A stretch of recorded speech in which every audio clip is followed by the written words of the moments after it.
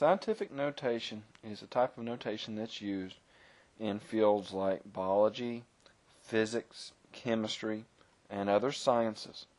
Usually it is used to write numbers that are either very, very long or very, very small. It takes advantage of a couple of things that we learn in arithmetic and we learn early on in algebra. For example, if I was to take 35 and multiply it by 10, we all know that when you multiply by 10, that simply moves the decimal one place to the right. In this case, that puts another 0 on the end of the number. So multiplying by 10 is easy. We also know that multiplying by 100 is equally easy. The two zeros just require you to move the decimal 2 places, and we have another easy multiplication. As a matter of fact, multiplying by 10, by 100, by 1,000, by 10,000, by 100,000 would be just as easy. Just like multiplying is easy, dividing is easy as well. If I had a 38.7 and wanted to divide by 10, I simply move the decimal one place to the left instead of the right, and that's a very easy division. Another thing that it takes advantage of is how easy it is to take 10 and raise it to a power and see what the result is going to be. For example, 10 the first power we know to be 10. 10 the second power, which is 10 times 10, is 100. 10 to the third power, which is 10 times 10 times 10, that is just 1,000. The power actually tells you how many zeros you're going to have on your answer. So if I was to sort of just jump on down and say, okay, what's 10 to the 11th power? Well, simply a 1 followed by 1, 2, 3, 4, 5, 6, 7, 8, 9, 10, 11 zeros. So if I was to take, say, my 38.7 and multiply it by 10 to the 11th, that would just mean taking the decimal and moving it 1, 2, 3, 4, 5, 6, 7, 8, 9, 10, 11 places. And there's where your decimal would end up. You'll note that I only have 10 zeros here, not the 11 we had up here, because one of the 11 tens was used to move the decimal past the 7. Once you got past the 7, that's when you started adding the zeros. Now what you see here in front of you is almost scientific notation. As you can see, it is a much shorter way to write this number, which is a very lengthy number. I say almost because with scientific notation, the number in front of the 10 to the power has got to be between 1 and 10.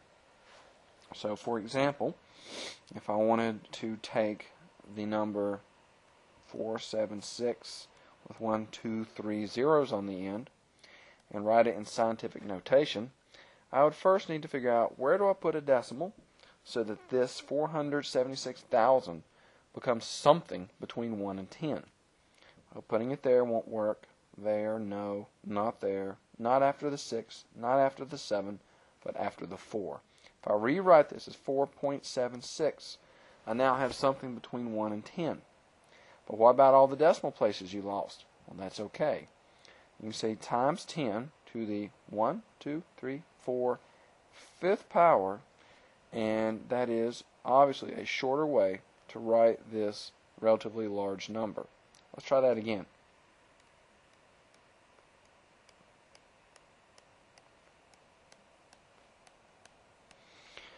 Again, a very long number. How could I rewrite it and make it much shorter? Well, obviously we're going to want to put the decimal between the 6 and the 2. Now I have something between 1 and 10. And let's count our decimal places. That's 1, 2, 3, 4, 5, 6, 7, 8, 9, 10, 11, 12, 13, 14.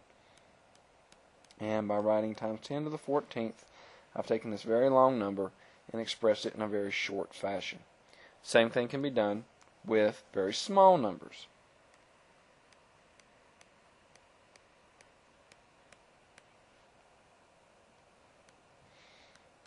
Okay, it's a very small number, way down there at a very small place value in the decimals, but I can write that much quicker by turning it into a 7.6. I've got something between 1 and 10 times, and again, let's count our decimal places. Here's 1, 2, 3, 4, 5, 6, 7, 8, 9, 10. Now you can't say times 10 to the 10th because that would give you something over 7 million. To show that this was a very small number as opposed to a very large one, I put a negative on that power. That says take this decimal to the left to get the original number back, where this 14 said take the decimal to the right to get the original number back. And that's something you're going to have to bear in mind, that a positive power means move the decimal to the right to get your original number, and a negative means move it to the left. Alright, so that's the first skill we need with scientific notation, the ability to take a number and put it in that form. And of course, we need to be able to take a number that's already in that form and put it back in its original form, which once you learn how to get them into scientific notation, getting them out is really pretty simple. So let's take a look at that. Let's take a 3.14 times 10 to the 9th and get it out of scientific notation. Alright, so here we have our 314. Positive 9 means take the decimal to the right 9 places. So here was the first one, the second one, the third, fourth, fifth, 6th, 7th, 8th, and 9th move. And there we've got our number back in its original form. Let's try that again. Let's take a 5.79 times 10 to the negative 8th. Okay, here's the 3.579. And I'm going to move my decimal. Here's 1, 2, 3, 4, 5, 6, 7, and 8. And there's where the decimal should go. Now, of course, I put my decimal in the wrong place here. This isn't proper scientific notation form, but it still works the same way when you're trying to figure out which direction to move and how far to move the decimal. That's how you make your conversions. Now, another thing we need to be able to do is do scientific notation calculations. In other words, multiply and divide with it. And to do this, we're going to obviously want to use the calculator. Let's say we were going to take a 5.78 times 10 to the 5th and multiply that by a 4.3 times 10 to the negative 8th. How would we do that? Well, on your calculator, scientific notation is written slightly differently. On the calculator, this would be written as a 5.78, and instead of seeing a times or a multiplication symbol and a 10, we would just see an E. E for what's the exponent? Well, you put in a 5. And then you say times, and this would be written as 4.3 E negative 8. So your calculator writes it differently. So let's see how that goes. You put in the 5.78. Notice the E is up above the comma. So you have to hit second function, and hitting the comma key gives you the E. And going back to the paper, of course, the power was 5. So now is when you put in the 5, and you say times. And the other number was a 4.3 E negative 8, so we'll say 4.3. Second function and comma gives you the E. Putting in the negative 8, you hit enter, and there you get your answer. Now, the calculator won't always give you your answer in scientific notation. It won't do it if it doesn't deem it necessary. So whatever form you get your answer in will be fine. Let's take another look at a calculation.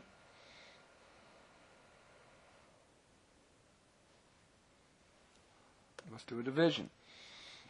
Let's take a 2.8 E negative 11, which means 2.8 times 10 to the negative 11th over, we're going to divide it by 1.4 E 14, which means we're dividing it by 1.4 times 10 to the 14th. All right, and again on the calculator.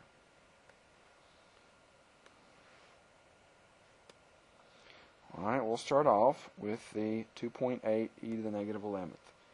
2.8, second function, comma, gives you the e, negative 11. We're going to say divided by now. The other number was 1.4, e14.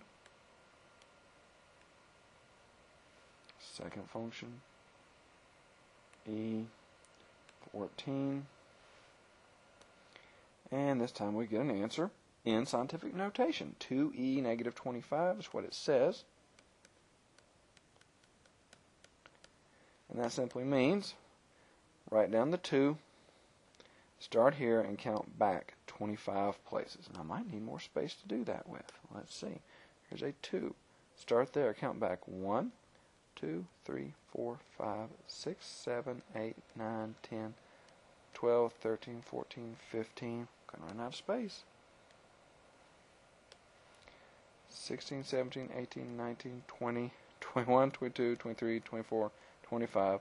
Wow, very small number. Don't even know what that place value would be to count it all up, but that is the result. All right, so scientific notation, definitely good for very small, very large numbers. Now, I haven't been using parentheses because it really hasn't been absolutely necessary yet, but there are situations in which it is.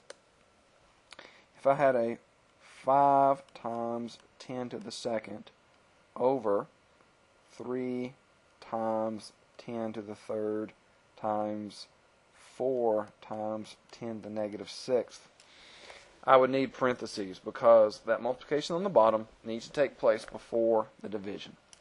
So let me rewrite this. This would be a 5e2 over, and then in parentheses, a 3e3 times 4e negative 6. So let's take a look at that one.